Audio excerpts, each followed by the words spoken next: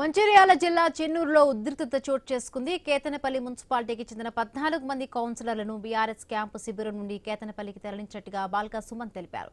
BRS క్యాంపుపై Congress party దాడికి యత్నించిందని ఆరోపించారు. Municipal పీఠాలను దక్కించుకునేందుకు అధికార పార్టీ విశ్వ ప్రయత్నాలు చేస్తోందని, ప్రజలు వ్యతిరేకంగా తీర్పు ఇచ్చిన ప్రాంతాల్లో కూడా ఎలాగైనా అధికారం చేపట్టేందుకు ప్రయత్నిస్తున్నారని విమర్శించారు.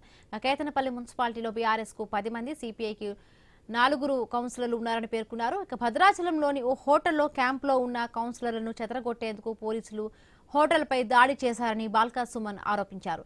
ప్రస్తుతం కౌన్సిలర్లను కేతనపల్లికి తరలిస్తున్నారని తెలిపారు.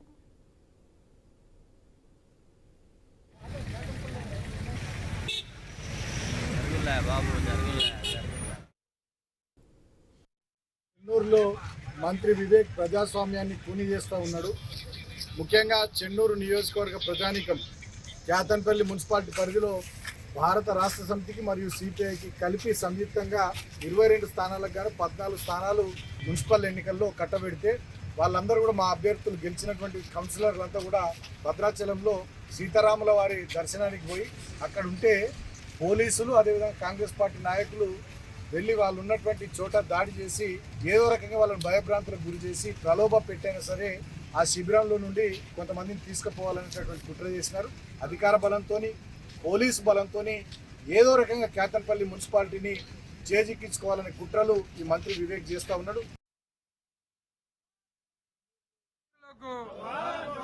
జై తెలంగాణ.